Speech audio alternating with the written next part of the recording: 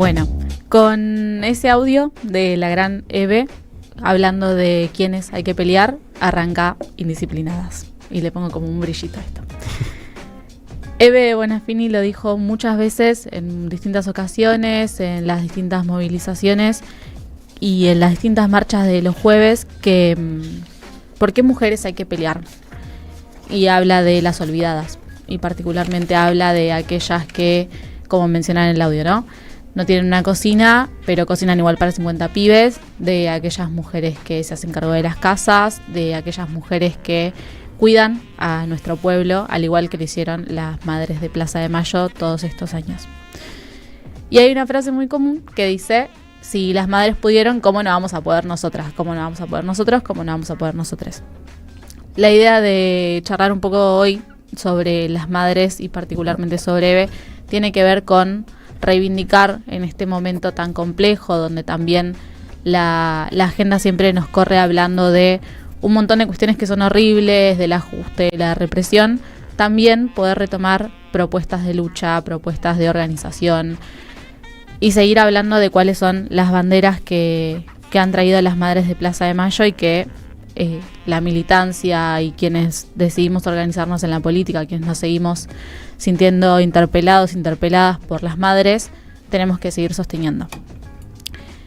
Y hablando de esta frase de si las madres pudieron, ¿cómo nosotras no vamos a poder?, tiene que ver con pensar en cómo el 30 de abril de 1977 comienza un cambio histórico para nuestro país, comienza una organización y comienza una caminata eterna, como ya hemos dicho muchas veces, donde las madres ponen los pies en la plaza y no los sacan más, después de ese marchen que dan los militares cuando las ven organizadas frente a la pirámide. Cuando las madres escucharon el marche dijeron, bueno, marchamos. Empezaron de mano a mano y entre brazos a caminar, a marchar, a hacer lo que le estaban pidiendo de alguna forma u otra. Con ese gesto arranca algo que es una historia que no termina más y que particularmente la columna de hoy tiene que ver con pensar a las madres y al movimiento feminista, podríamos decir, o a las mujeres, a las diversidades, al colectivo, en el marco de que de a poco se nos termina el mes de febrero y también arranca marzo, arranca no solamente un mes colmado por los derechos humanos en general, hablando del 24 de marzo, sino también de la lucha histórica que dieron las mujeres en aquel 8, donde a la hora de reclamar por sus derechos sucede una tragedia súper evitable si tan solo en aquel momento se hubiese pensado en los derechos de las trabajadoras. Eve habla de esto, también hablando de cómo, no es la idea de introducirnos al 8 de marzo porque falta un montón, podemos hablar un montón de eso, pero sí cómo particularmente este día, y viene al caso, es el día para pensar en qué mujeres, y habla de las mujeres trabajadoras, como las madres de Plaza de Mayo, que laburaron toda su vida con sus hijos, que laburaron toda su vida en sus casas, que laburaron en las fábricas, las distintas madres que quizás no venían de una militancia política, pero después su trabajo cotidiano se convirtió la búsqueda de sus hijos hasta sus últimos días, y eso queda en la plaza hasta el día de hoy. Y particularmente lo primero que nos marca las madres, a las compañeras de los movimientos feministas, tiene que ver con la socialización de la lucha. La socialización de la maternidad es lo que traen ellas, y es particularmente lo que también se toma como bandera para pensar en que, en definitiva, las temáticas de lo personal, en definitiva, son políticas que, como venía diciendo también antes el Chino en la editorial, no es el problema mío, el problema de María Becerra, el problema de Milo J, el problema del jubilado en el Congreso, sino es el problema de toda una sociedad. Y las madres nos han enseñado entonces, a partir de la consigna de la socialización de la maternidad, la socialización de la lucha en general, ¿no? De empezar a pensar en cómo luchamos contra las distintas desigualdades y las injusticias que sufrimos todos y todas en los distintos lugares. Y en esto de pensarnos también, en particular relacionado a cómo socializar las luchas, las madres son aquellas que han puesto precedentes respecto a distintos temas, como lo fue el caso de el momento de la legalización del aborto. Cuando hablábamos en el 2018 del auge del feminismo, quizás las generaciones más nuevas, quienes en ese momento estábamos en el momento de adolescencia, las madres ya venían hace muchos años hablando sobre que luchar por la vida también es luchar por la vida de esas mujeres, y sobre que luchar por la vida es que ningún pibe se nos cague de hambre. Y marca un precedente, Eve, hablándonos de el momento en el que se juntan los pañuelos. Y algo de esto es lo que vamos a escuchar ahora.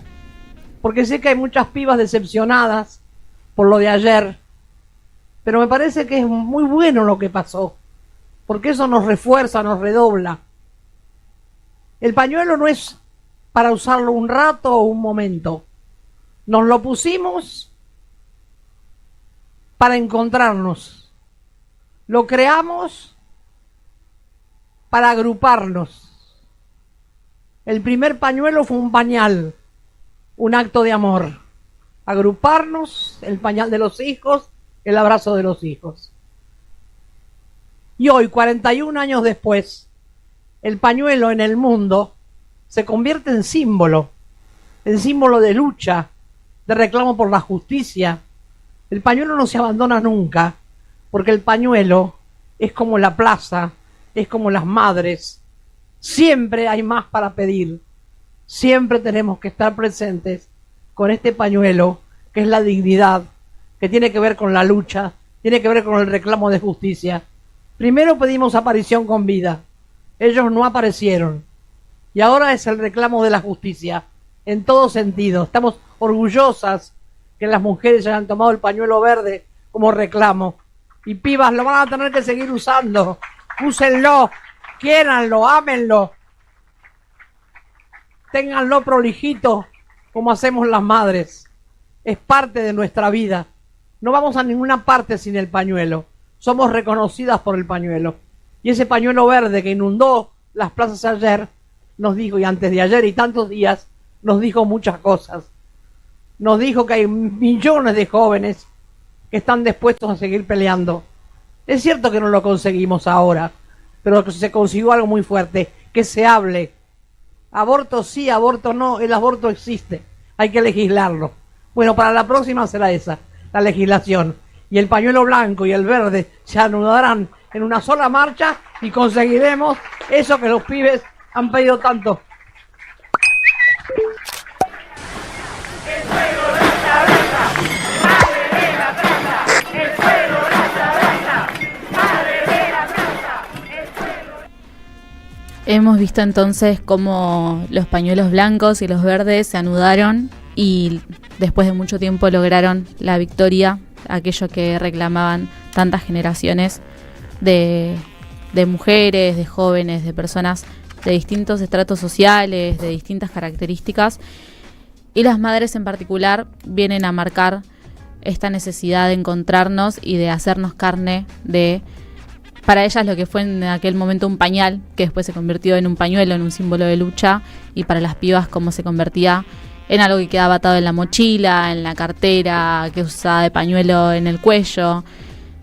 Y las madres rompieron esquemas con esto, ¿no? Rompieron esquemas mostrando que la organización es más fuerte, rompieron esquemas cuando, más allá de que las llamaban locas en la calle, ellas siguieron adelante. Al igual que muchos años después, una compañera que es Cristina Fernández de Kirchner decía, tratar de loco a una mujer, típico de machirulo. Antes las madres ya habían visto estas expresiones en la calle. Y frente a esto, lo que decía Eve en aquellos momentos era, y lo tengo acá textual, me gusta que las mujeres salgan a la calle con las cosas claras. No necesito definirse a sí misma como feminista para medirlo con un termómetro y poder decir si ella u otras eran mejores que otras madres o que otras mujeres, porque supo que eso no iba a marcar el camino. Hay algunas personas a las que les genera un poco de polémica esto, porque a veces es necesario poner una etiqueta. Pero la realidad es que ¿Cuántas veces hemos escuchado situaciones, mujeres o distintas personas que hablan de lavar su imagen a través de etiquetas que son muy lindas, que suenan muy bien? ¿Cuántas veces hemos escuchado empresas hablando de, no sé, el mes del orgullo, cuando en realidad después te das cuenta que las políticas dentro de las instituciones no funcionan en realidad como lo plantean quizás en campañas publicitarias? Y Eve lo dejó bastante claro durante toda su vida, durante todo su recorrido, junto a las demás madres, que una etiqueta no genera nada, sino que lo que genera algo es el accionar, ¿no? Juntar un 8 de marzo, alimentos no perecederos para que las mujeres que cocinaban en las ollas populares sigan teniendo alimentos para los pibes y para las pibas, es una demostración real de lo que es la lucha y la organización feminista. Y cierra una entrevista particularmente con Graciela Di Marco de UNSAM diciendo cómo quiere ser recordada, y marca: lo que a mí siempre me importa y a veces me duele que no pasa es que la gente sepa que yo no soy la Mujer Maravilla, que cualquier mujer puede hacer esto que hago yo. Esa reflexión nos deja una Eve simple, siendo ella misma, diciendo, bueno, si soy yo, otras también pueden lograr hacer todo esto que hemos logrado madres que quizás nos relacionábamos en nuestra juventud como amas de casa y que nos hemos convertido en grandes luchadoras de la política por la militancia de nuestros hijos revolucionarios. Y algo más personal, esto es algo más que decía también en esta entrevista: yo no voy a firmar ningún juicio si no es político. Yo no quiero presentaciones jurídicas, quiero presentaciones políticas. Porque los jueces también son políticos y los empecé a mostrar a las madres cómo era político eso. ¿Qué diría hoy Eve si viera al Poder Judicial tan corrompido como lo está hoy y tan presente con las necesidades que tiene no el pueblo, sino los grandes poderes económicos? ¿Qué diría Eve si viera el proyecto de ficha limpia? ¿Qué diría Eve y qué nos propondría para salir a la calle cuando pensamos en un poder judicial que lo único que hace es proponerle a pibes y pibas, adolescentes trans, por ejemplo, que no tomen sus bloqueadores de hormonas, diluyendo un poco lo que es la ley de identidad de género? ¿Qué diría Eve después de aquella marcha antifascista del 1 de febrero? ¿Qué nos propondría Eve hoy para seguir luchando, en definitiva, de cara a las demandas que tienen aquellas mujeres olvidadas por el sistema, aquellas mujeres que son por las que más hay que salir a pelear? Algo de eso podríamos decir que es la columna de Indisciplinadas. ¡Vamos! ¿Dónde estás, Chino? No Clarísimo, te Pri. veo. No te veo en la pantalla, no te veo en la tele.